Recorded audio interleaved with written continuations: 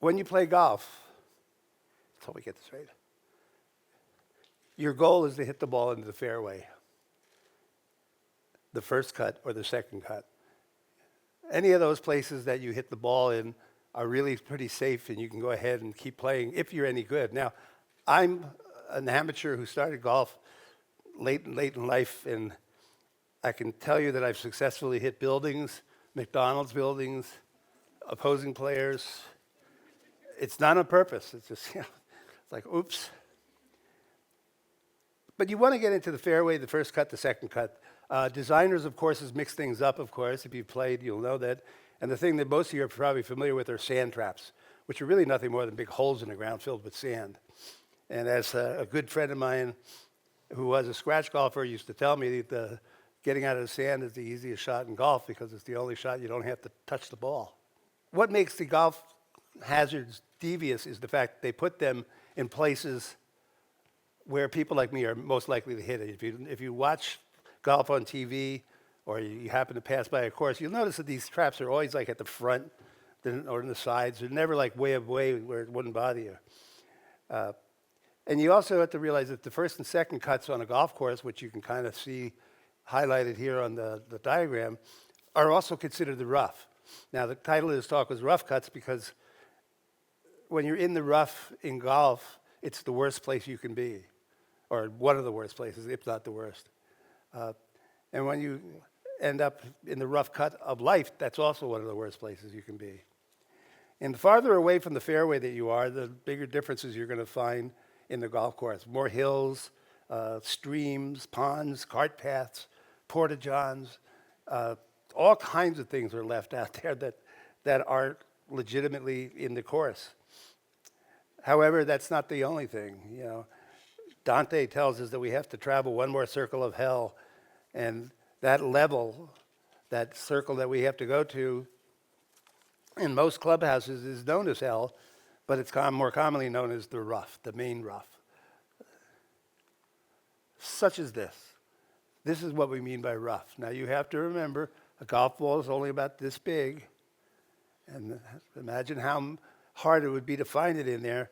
And they do that I'm convinced designers do that on purpose to make it insane for people like me. For those of you who don't play, you probably are unaware that golf is one of the most ethically guided games that people can play. And you were going, what? What are you talking about? Golf is the only game I know of where the players are required to call fouls, rules, violations, and the miscalculations on a scorecard on themselves. Some of you that read the sports pages may have one scene where a golfer named Lenny Dowhie lost a $2 million prize because he or she forgot to sign the card. It's little things like that make golf, in my opinion, parallel to making art. You are your own umpire, your own referee. Artists are similar in that we always give credit when we can to others. I mean, if you're an art student or an artist yourself, we all borrow from other artists. You can't help it. Once you see something, it's imprinted on your brain. But we also try to give credit where credit is due. You think of people like Rauschenberg, who did incredible collages, and most of what he took was from other sources, newspapers and magazines and silk screens that he borrowed or took from someone else's studio. But you gave credit to them. So we have a sort of sense of ethics about that. When you're in the rough, you have a couple of choices. Your choice is to hit out of as best you can, which if you can imagine hitting a golf club through that grass, that's not any fun. Or you get to pick up the ball and skid it onto the fairway and say, oh, look at the squirrel did that. I've heard people say that.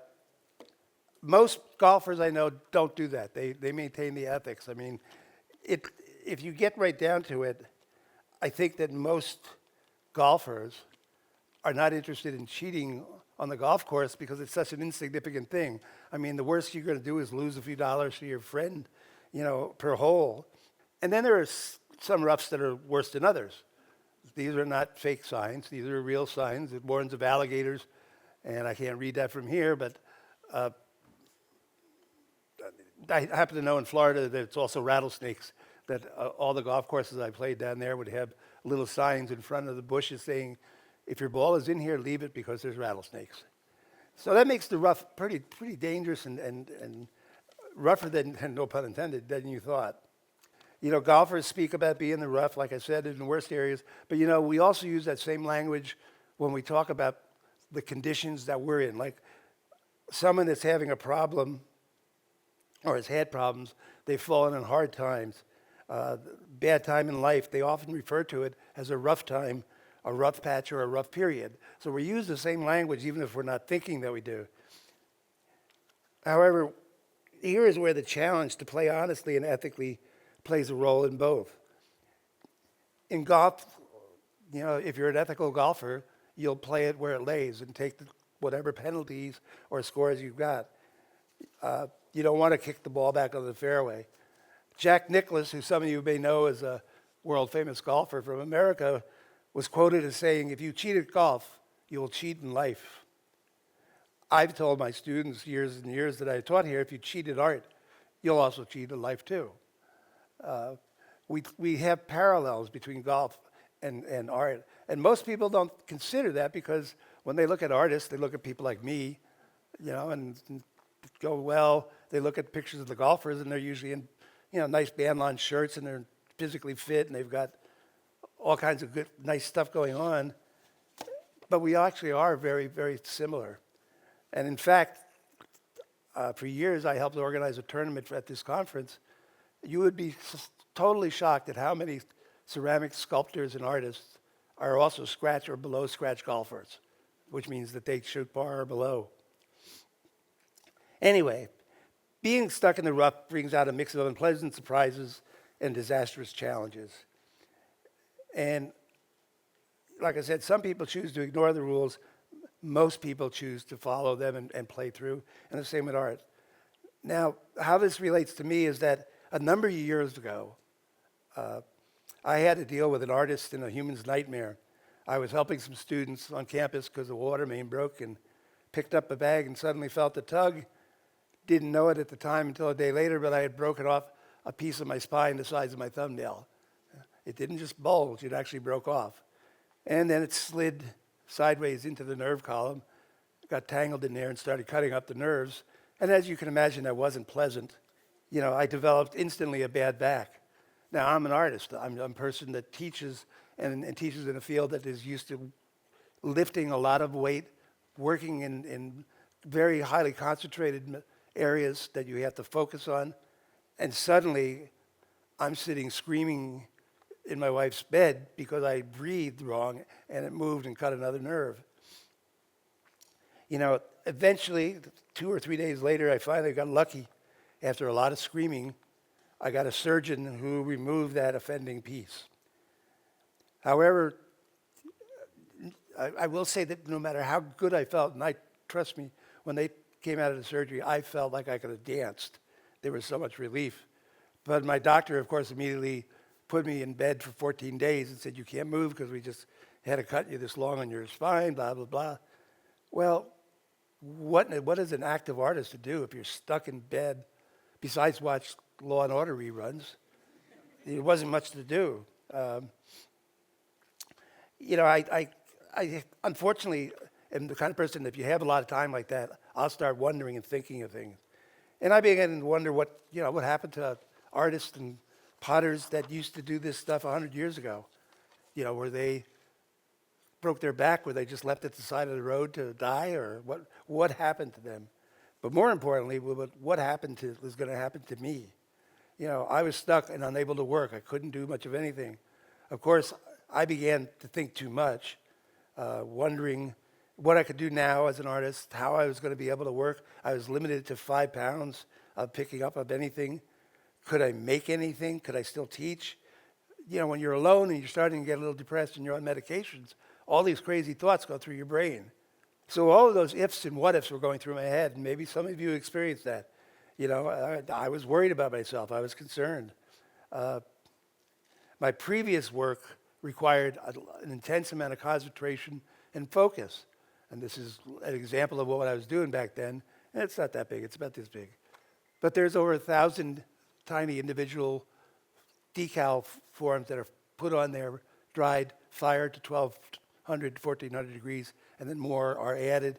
And if you look carefully in the shapes, there's all kinds of visual images of shot glasses and cocktail glasses. But you can see it would require a fairly intense focus when you're doing the work. Well, I was suddenly stuck in the really rough cut of my life. I couldn't do it. I couldn't get up out of the bed to make art. You know, these take just as much time. This is all ceramic and my version of the Last Supper. So I wondered, and I was getting nervous and I was getting crazy because I'm not really good at sitting idly by myself. And I was wondering if I could ever find a new compatible direction, or was my career over? I was allowing anxiety to push, thinking into too many directions at once. And then I remembered, I'll be brief on this. Some of you may have seen this. There was a wonderful cartoon story called The Point by Nilsson back about 25 years ago. And I won't go into the details of the little video, but by all means go on YouTube and get The Point and watch it. You'll recognize the music immediately. In any event, one of the more memorable characters in this story was the pointed man.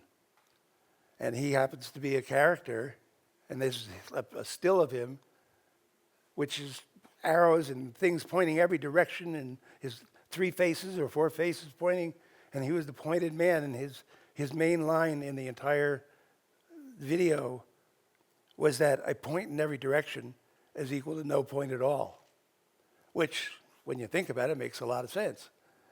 And I had forgotten about that. I was so concerned with all the different directions that I could go or that might screw up if I did go, that I forgot if I just hauled back a bunch of these arrows and just concentrated on a few that could allow me to get to the next step, I could get out of the rough cut of my life. I've made art for the last 50 years of my life, and my observations of what goes on around me in the politics of the world and my travels overseas and other places, whether it's a politically influenced sculpture or a drawing like that previous one from Shanghai, I always found it easy to express myself. However, one of the problems with having ease and success at creating is a subtle nemesis called stagnation. In writers, I think they might call it writer's block. That becomes a real rough place to be. When you're, on the one hand, really successful with producing plastic bottles, on the other hand, you've made 1,500 and you're really bored with them, and your galleries still want them. So I had to take the time to think about how I would challenge my students to take that next step, because most students will do the same thing. They'll get to a comfortable zone, and that's where they stop. You have to shove them through the door, even though it's empty and dark, to get them to realize that there's a potential for something exciting in there. I had to do the same thing for myself. I had to get past that point where I was sliding into the easy, making the same things over and over again and trying new stuff, seeing where it took me.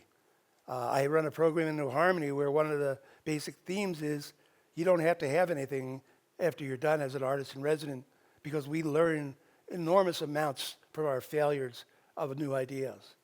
And I like to think that that's how we get through the rough cuts in our life as well as on the golf course. Finally, there are major events when we end up in the rough that we must make choices that impact our friends and colleagues and society more broadly. Taking the easy way out by cheating is something that doesn't matter in golf and always makes you wonder about the ethics when the chips are down. Even now, many years later, I find myself hitting into the rough and fighting to get back to a creative action that results reflect the struggle as well as the success. And I would tell my students, this is my slogan: without art, you have no culture. Without culture, you have no civilization.